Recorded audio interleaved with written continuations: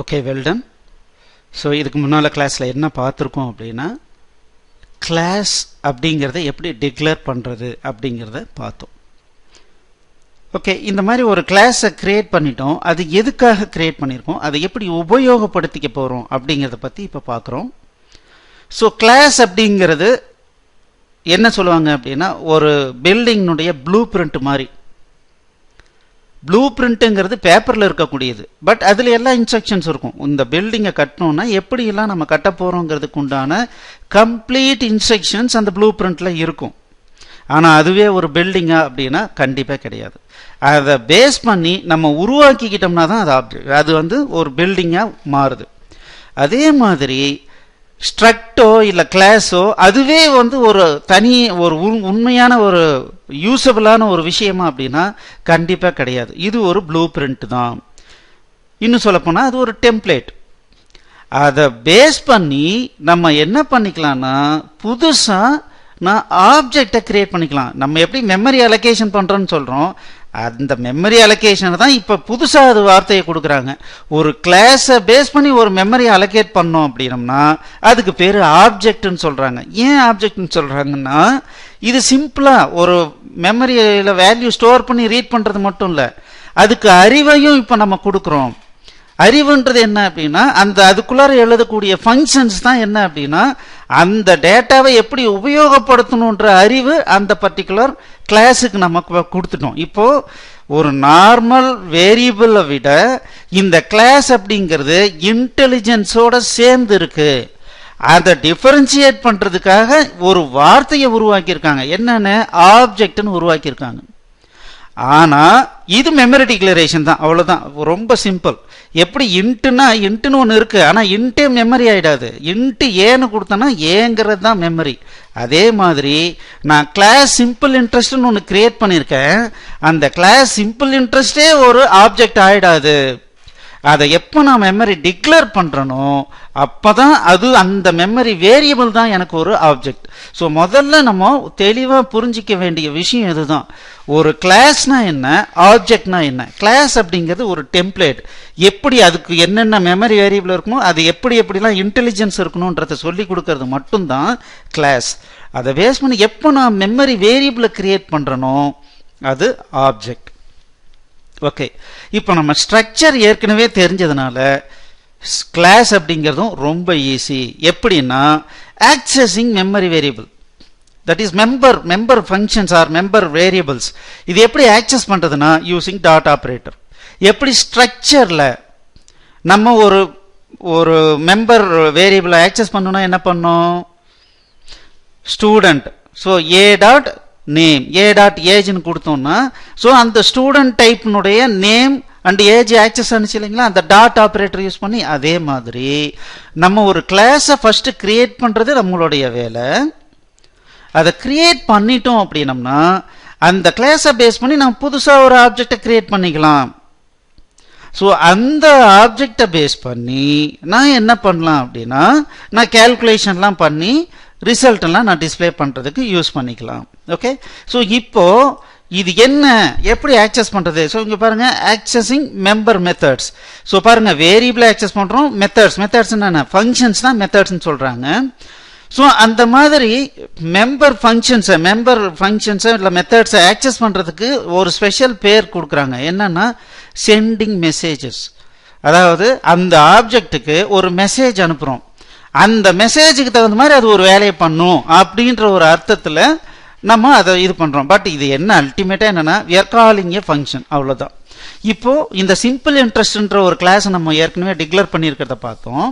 இப்போ அதை பேஸ் பண்ணி எப்படி ஆக்சஸ் பண்றோம் அப்படிங்கிறத இப்போ பார்க்கலாம். ஓகே, இப்போ இந்த சிம்பிள் இன்ட்ரெஸ்ட் நம்ம கிரியேட் பண்ணிட்டோம். ஸோ இதுல என்ன, இதனுடைய ஓவரால் பர்பஸ் என்னன்னு சொல்லிடுறேன். Principal, rate of interest, number of years, இந்த மூணு இன்புட் நான் கொடுத்துட்டேன் அப்படின்னா ஸோ அந்த இன்புட் வாங்கிறதுக்கு ஒரு ஃபங்க்ஷன் கிரியேட் பண்ணிட்டேன், கேல்குலேஷனுக்கு ஒரு ஃபங்க்ஷன் போட்டுட்டேன், தென் அதுக்கப்புறம் அதில் இருக்கிற ஒவ்வொரு மெம்பர் வேரியபிளில் இருக்கிற வேல்யூவை வாங்கிறதுக்கு ஒன்று போட்டுட்டேன். அதுக்கப்புறம் ஃபைனலாக அதை பேஸ் பண்ணி நம்ம என்ன பண்ணுறோம், அவுட்புட் கொடுக்குறோம். ஓகே, இப்போ நான் சிம்பிள் இன்ட்ரெஸ்ட்டை பார்த்தீங்கன்னா இது ஒரு கிளாஸ் அப்படிங்கிறது ஒரு டெம்ப்ளேட்ன்றதை பார்த்தோம். இது எப்படி உபயோகப்படுத்திக்கிறது அப்படின்னா இங்க பாருங்க சிம்பிள் இன்ட்ரெஸ்ட் SI. இப்போ SI அப்படிங்கிறது ஒரு வேரியபிள், அவ்வளவுதான். எப்படி இன்ட் A அப்படின்னு கொடுக்குறோமோ அதே மாதிரி சிம்பிள் இன்ட்ரெஸ்ட் SIன்னு கொடுத்துருக்கேன். இந்த SI அப்படிங்கிறது ஒரு வேரியபிள், பட் இது கிளாஸை பேஸ் பண்ணி கிரியேட் பண்ணி இருக்கிறதுனால இதை நம்ம என்னன்னு சொல்ல போறோம்னா ஆப்ஜெக்ட் வேரியபிள் அப்படின்னு சொல்ல போறோம். இந்த SI எதை பாயிண்ட் அவுட் பண்ணிட்டு இருக்கு? ஒரு சிம்பிள் இன்ட்ரெஸ்ட் ஆப்ஜெக்டை பாயிண்ட் அவுட் பண்ணிட்டு இருக்கு அப்படின்றத புரிஞ்சுக்கிறோம். ஓகே, இப்போ இந்த SIல என்ன பண்றோம்னா இந்த SIக்குள்ளார நிறைய ஃபங்க்ஷன்ஸ் நம்ம கிரியேட் பண்ணிருக்கோம். இது ஒன்றும் பெருசு இல்லை, நம்ம ஏற்கனவே நம்ம ஃபங்க்ஷன் கிரியேட் பண்ணோம். அதே மாதிரி இதுல பாருங்க ரீட் இன்புட்ஸ் அப்படின்ற ஒரு ஃபங்க்ஷன் கிரியேட் பண்ணிருக்கோம். இது என்ன பண்ணுது? ஒரு அவுட்புட் என்டர் பிரின்சிபல் கேட்குது. இது இன்புட் P அப்படிங்கிற இந்த வேரியபிள்ல கொடுக்குற இன்புட்டை ஸ்டோர் பண்ணிடுது. இந்த மாதிரி rate of interest, number of years, இந்த மூணையும் இதை மூணுலையும் ஸ்டோர் பண்ணிடுது. ஓகே, இதுக்கப்புறம் அப்போ முதல்ல நான் என்ன மெசேஜ் கொடுக்குறேன் அப்படின்னா இந்த SI ஆப்ஜெக்ட்டுக்கு ரீட் இன்புட்ஸ் அப்படின்னு சொல்லி கொடுத்துருக்கேன். அடுத்தது பார்த்தீங்கன்னா SI கால்குலேட். இன்புட் வாங்கியாச்சு, கால்குலேட் பண்ணுன்னு சொல்லிடுறோம். இந்த கால்குலேட் பண்ணிட்டு அதுக்கப்புறம் என்ன சொல்றோம்னா இங்க ரிசல்ட்டை டிஸ்பிளே பண்றதுக்கு கோடிங் பண்ணியிருக்கோம். சரிங்களா? இப்போ பார்த்தீங்க அப்படின்னா இப்போ இந்த ரீட் இன்புட்ஸ் அப்படிங்கிறது நம்ம கால் பண்றோம் இல்லைங்களா? இப்போ நான் என்ன பண்றேன் அப்படின்னா இந்த இடத்துல இப்போ SIல மெம்பர் வேரியபிள் இருக்கு. என்னென்ன மெம்பர் வேரியபிள் இருக்கு? Pங்கிறதும் ஒரு மெம்பர் வேரியபிள், Rங்கிறதும் ஒரு மெம்பர் வேரியபிள், Nங்கிறதும் ஒரு மெம்பர் வேரியபிள், SIங்கிறதும் ஒரு மெம்பர் வேரியபிள். இப்போ நான் என்ன பண்ணியிருக்கேன் அப்படின்னா SI டாட் பிரின்சிபல்னா P தானே, நான் இந்த மாதிரி போட்டுட்டு இப்போ நான் பில்டு கொடுக்குறேன். என்ன ஆகுதுன்னு பார்க்கலாம். இப்போ பார்த்தீங்க அப்படின்னா என்ன எரர் வந்திருக்கு? Unsuccessful build error, float simple interest P is private. அப்படின்னா என்ன அர்த்தம்னா இந்த பிரைவேட் அப்படின்னு கொடுத்துருக்கிறதுனால இது தனி ஃபங்க்ஷன். இது என்ன மெயின் அப்படிங்கிற ஒரு தனி ஃபங்க்ஷன். ஆனா இந்த கிளாஸுக்குள்ளார இருக்கிற ஒரு மெம்பர் ஃபங்க்ஷன் மட்டும்தான் இவங்க பிரைவேட் எல்லாம் ஆக்சஸ் பண்ண முடியும். மற்ற யாரும் இவங்களை யூஸ் பண்ணவே முடியாது. அதுதான் ப்ரொடெக்ஷன். ப்ரொடெக்ஷன் சொன்னோம் இல்லைங்களா? இதே ஸ்ட்ரக்சர் வேரியபிளா இருந்தா நம்ம டைரக்டா டாட் பின்னு கொடுத்தோன்னே என்னாச்சு? அதை கால் பண்ற மாதிரி இருந்தது இல்லையா? ஆனா இங்க கிளாஸ்ல நம்ம SI டாட் பின்னு கொடுத்தோம் அப்படின்னா ஆக்சஸ் பண்ண முடியாது. ஏன்னா ப்ரொடெக்ட் பண்ணிட்டோம். ஏன்? வேற எந்த ஃபங்க்ஷனும் இதே ஆப்ஜெக்ட் இல்லாம வேற எந்த ஃபங்க்ஷனாலையும் இந்த கிளாஸுக்குள்ளார இருக்காத எந்த ஃபங்க்ஷனாலையும் அதை ஆக்சஸ் பண்ண முடியாது. அப்படி ஆக்சஸ் பண்ணணும்னா நம்ம என்ன பண்ணோம்? பப்ளிக் வேரியபிளா நம்ம டிக்ளேர் பண்ணோம். இதே பாருங்க இந்த SI அப்படிங்கிறது பாருங்க பப்ளிக் வேரியபிள். இந்த பப்ளிக் வேரியபிளா இருக்கிறதுனால இங்க என்னால ஆக்சஸ் பண்ண முடிஞ்சது. ஏன்? அதுதான் இந்த பர்டிகுலர் மெம்பரை நான் எக்ஸ்போஸ் பண்ணணும்னு நினைக்கிறேன், அது எக்ஸ்போஸ் ஆகுது. இது ரொம்ப சிம்பிள். ஒரு செடி இருக்கு, அந்த செடி எவ்வளவோ வேலைகளை உள்ளுக்குள்ளார பண்ணுது. அது என்ன பண்ணுது? அது எப்படி இந்த மண்ணையும் தண்ணியும் எடுத்து இந்த மாதிரி ஒரு அற்புதமான ஒரு பூவை உருவாக்குது, பழத்தை உருவாக்குது? இது எதுவுமே நமக்கு தெரியறதில்லை. ஆனா அதுக்குள்ளார ஏதோ நடந்துகிட்டு இருக்கு. இதை நீ வேற மாதிரி மாத்து அப்படின்னு நம்ம போய் நேர்ல போய் வார்த்தையால சொல்லி அதை மாத்திக்க முடியுமானா முடியாது இல்லைங்களா? அப்போ அதுக்குள்ளார நிறைய விஷயங்கள் இருக்கு. அது ஏதோ ஆப்ரேஷன் பண்ணிட்டு இருக்கு, ஆனா அது அதுக்கு மட்டும்தான் தெரியும். அப்போ அதை பிரைவேட் ஆப்ரேஷன்ஸ் சொல்றோம். ஆனா அதுல இருந்து வெளியே வர பூவோ காயோ நம்ம அதை எடுத்து உபயோகப்படுத்திக்கிற மாதிரி இருக்கு. அதாவது அந்த செடியா பார்த்து எதெல்லாம் வெளியே இருக்கிற மக்களுக்கு உபயோகப்படுத்திக்கிறதுக்கு கொடுக்கலான்னு நினைக்குதோ அதை மட்டும்தான் வெளியே கொடுக்குது.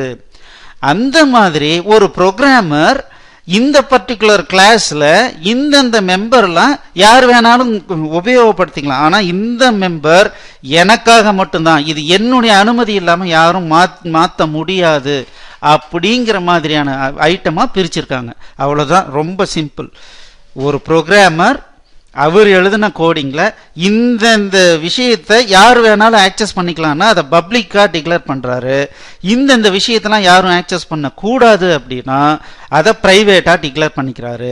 சரிங்க சார், ஆனா பிரின்சிபல் அமௌண்ட்டை இப்ப நான் இங்க டிஸ்பிளே பண்ணுமே, நான் என்ன பண்றது அப்படின்னா அதுக்காக தான் ஒரு ஃபங்க்ஷன் எழுதிக்கிட்டோம். இங்க பாருங்க, கெட் பிரின்சிபல்னு ஒரு ஃபங்க்ஷன் போட்டு அதுல சிம்பிளா ரிட்டர்ன் பின்னு கொடுத்துடுறோம்.